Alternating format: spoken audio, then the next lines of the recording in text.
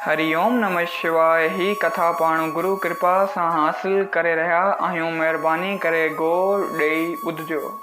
महाभारत जी लड़ाई में जॾहिं पितामह भीष्म नारायण बाण हलायो, जंहिंमें एतिरी त शक्ति हुई पांडवनि जी सारी सेना खे जलाए खाक करे छॾियो हुआ, तॾहिं भॻवान कृष्ण अर्जुन खे चयो त अगरि तोखे हिन बाण खां बचणो आहे, बचा लाइ पंहिंजो धनुष छॾ ऐं पुठि ॾेई बीहो। अर्जुन चयो त इहा त कायरता थींदी जो हेॾी बहादुरी हूंदे बि बाण खे पुठि ॾियां। भॻवान चयसि त अर्जुन हठ न कर, हठ वीरता जो कमु न आहे। आख़िर हिन मञियो। भॻवान पांडवनि जी सारी सेना खे बि अहिड़ो ई हुकुम ॾिनो ऐं उन्हनि बि सभिनी मञियो, मगर भीमसेन हठी वियो ऐं न मञियाई। भगवान यकदम पाण भीमसेन वटि वियो ऐं जॾहिं अञा बि हिन हठ कयो ऐं बाण ॾे पुठी न कयाईं त यकदम कृष्ण भॻवान हुनखे भाकर पाए घुमी वियो, जीअं हिन जी पुठि बाण जे तरफ़ थी वई। बाण इन करे ॿिन्ही खे न लॻो ऐं भॻवान उनखे पंहिंजे मुख में विधो बाण खे। भीष्म पितामह उन वक़्तु चयो त ए कृष्ण, तूं त धन्य आहीं। मूं अवल ई चयो हुओ त जंहिं तरफ़ कृष्ण आहे उन खे केर बि मारे या जीते नथो सघे। न त ही हिकिड़ो बाण पांडवनि जी सारी सेना खे ख़तमु करे छॾियो आहे। हिकिड़ो ई बाण काफ़ी हो केवल। पर जिन सां परमात्मा पाण साथी आहे, जिन सां परमात्मा पाण गॾु आहे, तिन जो केरु वार बि विंगो नथो करे सघे। दुर्योधन ऐं दुशासन त कृष्ण खे पाण खां बि घटि सम्झंदा हुआ ऐं नफ़रत जी निगाह सां ॾिसंदा हुआ।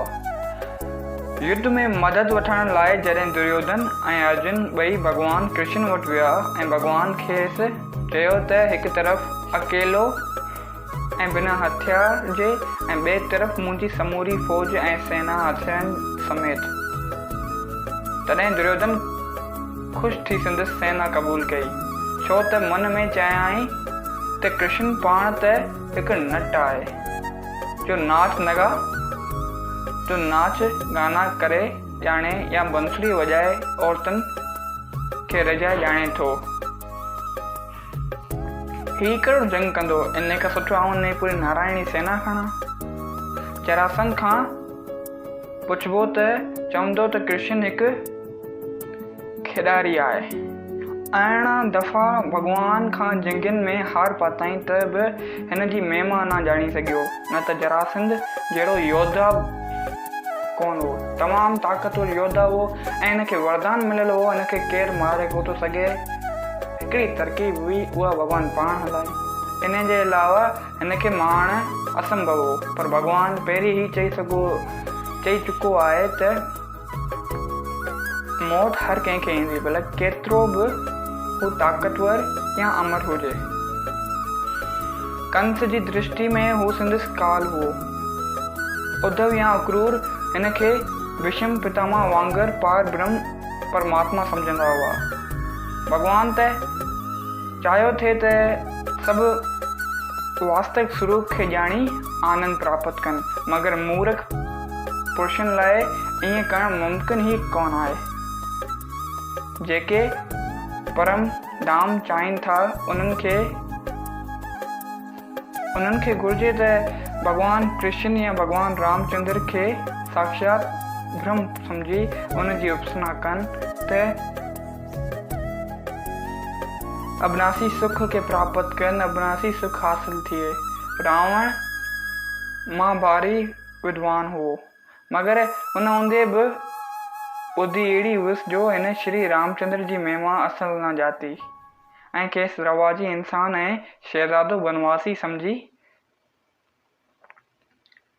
पाए संसि जंग कयई। मतिलब त मूर्ख रुगो अणपढ़ियल नथा थियनि, पर वॾा वॾा विद्वान ऐं पढ़ियल लिखियल बि मां मूर्ख थी सघनि था। जिन खे असत ऐं सत जो वीचार न अथनि ऐं परमेश्वर खे नथा ॼाणनि, हिन श्लोक में भॻवान जो इहो ई चवणु आहे त त जिन जी ॿुधी शुद्ध न आहे उहे मूर्ख आहिनि ऐं मूंखे नथा ॼाणनि। तो जय सिया राम। अगरि ही कथा तव्हांखे वणी आहे त हिन कथा खे वधि में वधि शेयर कयो। असांजे यूट्यूब चैनल ते वञो जंहिंजो नालो आत्मज्ञान आहे, जंहिंजी लिंक तव्हांखे हिन कथा जे डिस्क्रिप्शन में मिलंदी। हिन चैनल खे जेतिरो बि थी सघे सब्सक्राइब कयो, वीडियो खे लाइक कयो जीअं ही चैनल प्रमोट थिए ऐं ॿियनि खे ॿुधण में आसानी थिए। तो जय सिया राम।